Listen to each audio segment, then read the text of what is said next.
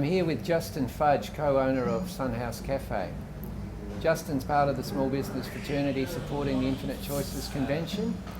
Justin, thank you. No worries. Justin, can you tell the people interested in the Infinite Convention what it is that you do here that's of interest?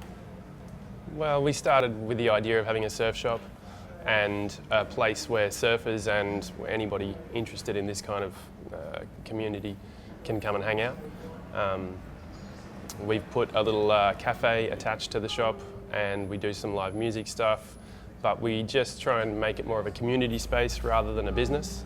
It's not really about someone walking in the door and us going sell, you know, it's come back, kick back, have a coffee, use it as your second lounge room, use it as, you know, your hangout space, your chill space, and then we put some events on and facilitate, you know, you being here, having a good time, and try and just listen to what people want and create events in a space that people can enjoy without, you know, so that we can enjoy our day at work with people sitting down having a good time, and people can get something back from us as well. I sense that the energy of this place is very inviting, and I know that you're promoting a more organic sort of approach. Yep. So you're connecting with supply chains in that space and Yeah. trying to enhance at multiple levels the community aspect. Well, with everything we do, we try and go away from the big business way of doing things. It's a bit of anti-corporation, anti-corporate, even nothing against the tourism factor in this town. It's great. Coolangatta needs it and loves it. But for the locals, everything's geared towards tourism. Yeah. So it's just to get away from that, and from the surfboards who we get made locally by local guys, through to the food suppliers like John here, who's got the organic farm in just out the back of Kingscliff. There we get all our stuff from. We just try and connect with suppliers who are local, and it's a two-way street. You know, we get something from them and then we give some back as well. So it's just I think a more sustainable, better way of doing things. Of course. So the mutually beneficial outcomes is like the modus operandi of the business.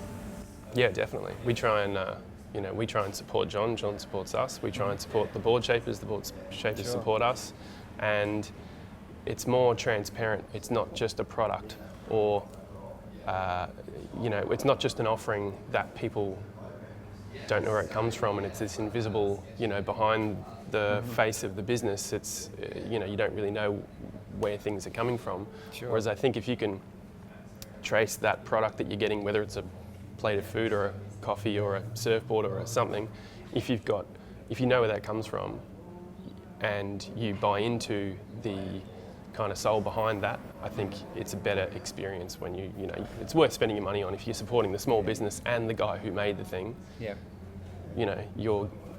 It's a better way of doing it, I think. It's a feel-good factor. Totally, yeah. You feel good about spending your money rather than, when you buy that product, whatever it is, and you know that you're kind of selling out and, giving money to the big corporation and the big, I don't feel good about doing that kind of stuff, and I don't think a lot of people do. No, and that's one of the reasons why we're filming today, is that there's lots of small businesses and enterprising cultures who want to be freer from the impositions of the bigger. And they want to establish an identity and a culture that is local and it's their own. And you guys are managing all of those by the sounds of it. Yeah. Well, I think there's been a bit of a shift since the big global financial crisis and all of that kind of thing. People really were buying into brands and corporations and that whole materialistic side of life. I think people were proud of that. I've got the biggest TV, I've got the biggest brand on my shirt, that kind of. I think those days are over. Yeah. A lot of people have switched from that after they saw that didn't work for anybody, through to more, grassroots, community-based, real people, doing what they love. It's people feel better at spending the money with those people, I think. I definitely agree. And one of the reasons I've got the convention is to connect the people to each other, industries, ideas, inventors, people getting connected and being more creative and constructive together, because enterprise cultures will change the world. That's it.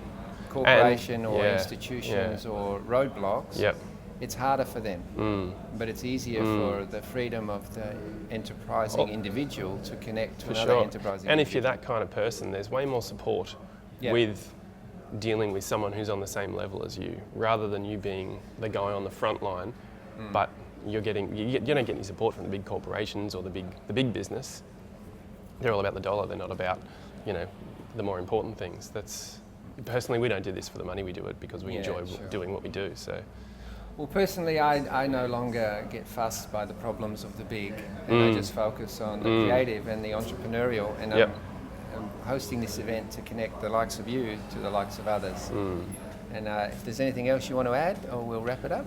No, I just think that I think if people are thinking about having a go of this type of thing, a lot of people said, you might struggle there, or that's a bit, that's a tough road. Connect with some people on your level who are there to support you, and it works out. It's hard work for sure, but it's worthwhile. And it's rewarding. Well done. It is, definitely, yes. Good. Thank you. Thanks. Cheers. Yeah.